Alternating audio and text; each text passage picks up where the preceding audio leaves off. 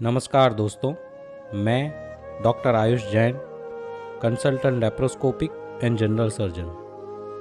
पिछले अंक में हमने देखा, बंदी जनों को पीड़ा पहुंचाने का वर्णन सुनकर उसने निश्चय किया कि वह इन सब को कारागृह से मुक्त करवाएगा। दशानन अपनी सेना समेत चल पड़ा और किष्किंध नगर में आते ही उसने यह नरक समान कारागृह और उसमें पीड़ा पहुंचाते हुए यम के लोकपाल के सैनिक देखे। अपनी शक्ति से दशानन ने उन सब को नष्ट कर दिया और सब लोगों को कारागृह से बाहर निकाला। और अपने बहुनालंकार हाथी पर सवार दशानन इस वक्त करुणा का महासागर लग रहा था। तीनों भाइयों के सामने यम और उनके सुभटों का पराक्रम वेगशील चक्रवात के सामने छोटे से दीपक के समान था, जिसके बुझने में ज्यादा समय नहीं लगा। यम की सेना हारी और यम अपने स्वामी इंद्र विद्याधर के पास गया और कहा, हे नाथ, आप चाहे हमसे प्रसन्न हों या क्रोधित हों, मेरा जीवन हरें या आपको जो इच्छा हो करें, पर मैं आपके लोकपाल यम का कार्य नहीं करूँगा। विशाल तेजस्वी योद्धा दशानन ने पहले वैश्रमण को जीता, उसी योद्धा ने आज मुझे पराजित किया है। उस महात्मा का शरीर ऐसा बना है मानो वीर रस उसी से उत्पन्न हुआ हो। यह सुनकर इंद्र युद्ध के लिए तत्पर हुआ, पर दूरदृष्टि वाले उसके मंत्रीगणों ने उसे रोका। इंद्र ने मंत्रीगण की बात मानकर यम से कहा, हे यम, दशानन मुझसे बचकर कहाँ जाएगा? तुम भय छोड़ो और सुख से यहाँ रहो, आसन ग्रहण करो। इंद्र की बात सुनकर मैंने आसन ग्रहण किया और फिर इंद्र के द्वारा दिए गए दूसरे नगर में वह अपना शासन करने लगा। और इंद्र अपनी रानियों के साथ सुख भोग में व्यस्त हो गया और यम भी भोग में व्यस्त हो गया। इंद्र भी यम के द्वारा वर्णित दशानन का चरित्र भूल गया, जैसे एक बार पढ़ा हुआ शास्त्र बालक भूल जाते हैं। और इधर किष्किंध नगर का राज्य जीतकर दशानन ने यह राज्य वानर नरेश के दोनों भाई सूर्यरज और यक्षरज को दे दिया। दशानन की यह उदारता देखकर सारे राक्षस और वानर दशानन को आशीर्वाद देने लगे और कहा, हे देव, तुम्हारी जय हो, तुम समृद्धि को प्राप्त हो, निरंतर अभ्युदय को पाते रहो। सबका आशीर्वाद लेकर दशानन स्वयं अपनी लंका नगरी में आया और अपने पितामह सुकेश के राज्य का संचालन करने लगा। अब हम हमारी बात को वानर वंश की ओर ले चलते हैं। दशानन के द्वारा जीते हुए अपने राज्य में सूर्यरज और यक्षरज अपना शासन करने लगे। सूर्यरज का अपनी चंद्रमालिनी नाम के रानी से एक पुत्र का जन्म हुआ, जिसका नाम रखा गया बाली।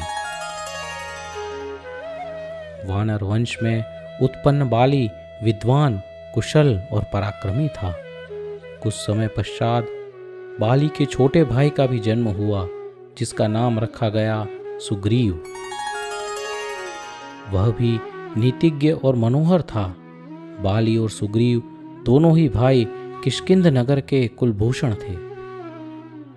और इस तरफ सूर्यरज का छोटा भाई यक्षरज के दो पुत्र हुए, जिनका नाम था नल और नील। क्रमशः महाराज सूर्यरज ने अपना राज्य पुत्र बाली को दिया और स्वयं कुल परंपरा के अनुसार दीक्षा ले ली। बाली ने किष्किंध नगर का राज्य संभाला। उसकी ध्रुवा नाम की शीलवती स्त्री थी। अपने मुकुट में वानर का चिन्ह धारण करने वाला बाली ध्रुवा को पत्नी रूप में पाकर महान ऐश्वर्य का अनुभव करता था। इसी बीच एक विद्याधर राजा खरदूषण ने जब से दशानन की बहन चंद्रनखा को देखा, वह उस पर मोहित हो गया। धीरे धीरे दशानन की बहन चंद्रनखा भी खर पर मोहित हो गई और अपनी विद्या शक्ति से छल कपट करना तो खरदूषण के लिए बाएं हाथ का कार्य था।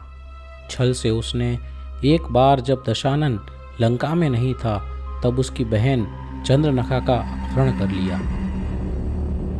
चूंकि अब दशानन का परिवार पाताल लंका में नहीं रहता था और वहाँ का राज्य दशानन ने एक दूसरे राजा को दिया था, उसे हटाकर खरदूषण ने वहाँ पर राज्य जमा लिया।